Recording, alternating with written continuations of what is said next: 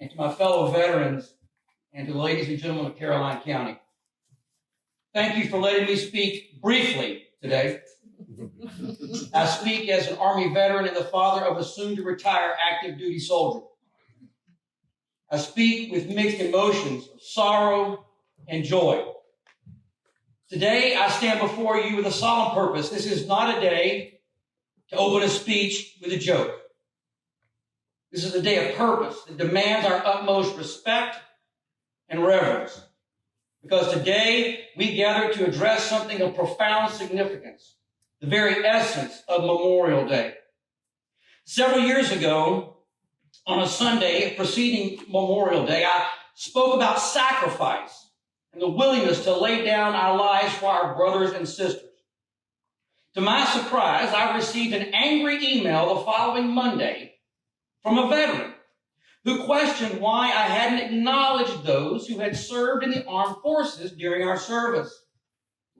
It left me perplexed, both the tone of the email and how in the world a veteran could seemingly miss the essence of this day. Memorial Day weekend is not merely the harbinger of summer, where we engage in parades, beach outings, and cookouts with loved ones. While these activities are enjoyable, they carry a deeper significance of unyielding purpose. We engage in these pursuits freely, without fear, because Memorial Day, at its core, calls upon Americans to reflect upon the sacrifice of those who have given their lives in military service. It is a day to honor the fallen, not those currently serving or our veterans. It is a day to remember those who made the ultimate sacrifice.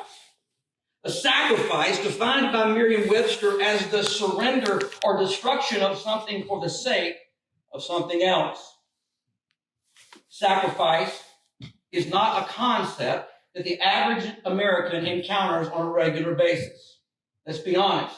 We are reluctant to give up our personal space on the highway. We will not sacrifice our parking spot closer to the grocery store. We will rarely sacrifice a meal or two so that someone else can eat. Sacrifice is an unfamiliar notion in our daily vocabulary. Instead, we often seek immediate gratification without wanting to give up anything to achieve it. Like we desire to lose weight instantly without foregoing the indulgences of cheesecake.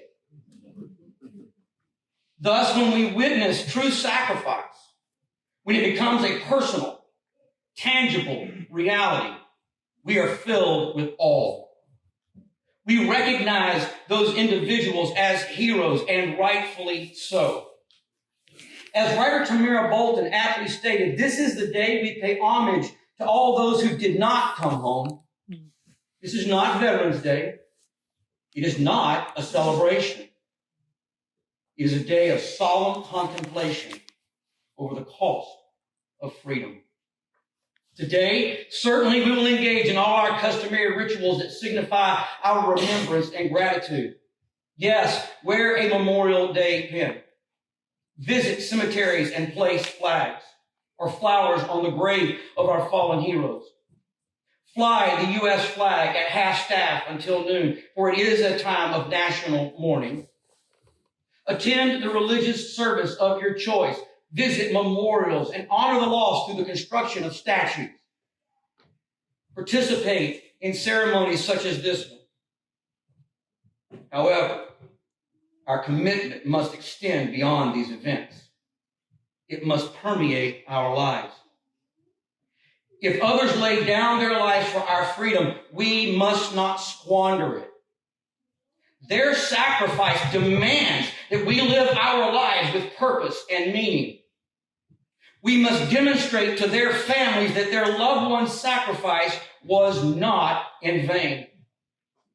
We must cherish the freedoms bestowed upon us, recognizing that they came at an immense cost.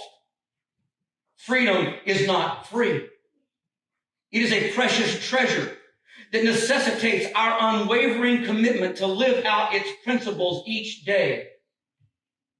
To truly memorialize those who made the ultimate sacrifice, we must go beyond ceremony and ritual. We must renew our pledge to support their widows. We must renew our pledge to support the orphans who were left behind. Organizations like Special Operations Warrior Foundation, which provides educational support for fallen operators' children from preschool to receive even their MD. They need our assistance. There are other groups like them that need our assistance. We hear far too many, well, one is too many, of those who mentally die in conflict only to struggle and die physically at home. We must remember them as well. We must serve them as well, so that they too do not fall and become a casualty of war. I, for one, am tired of the phone calls from a fellow service member sobbing, informing me that another has fallen from the effects of war. We must do whatever we can to stop those calls because bureaucracy is not. Let us care for the wounded battle buddies of our fallen, because those we remember today would ask us to do that very thing because bureaucracy has not. We must show up in life every day and exercise the very freedoms that these brave men and women died protecting. We must embody the pursuit of life, liberty, and happiness, the unalienable rights endowed upon all humans by their Creator. Rights that governments are created and supposed to protect. In the span of our history as a nation, over 1 million heroes have made the ultimate sacrifice. And while we may never know them all, we owe them all. We owe them a life well lived. So yes, wave the flag, enjoy the parade, savor those hot dogs and hamburgers, relish your summer plans, pursue life and happiness, live out our liberties, always cast your vote, and most importantly, extend love to the families of those who cannot be with us today. Let us, the ones who return home, carry the torch of freedom that was passed down to us. In the words of Ronald Reagan, who said, "Freedom is never more than one generation from extinction. We didn't pass it to our children in the bloodstream. It must be fought for, protected, and handed on to them to do the same. Let us ensure that freedom never becomes extinct under our watch."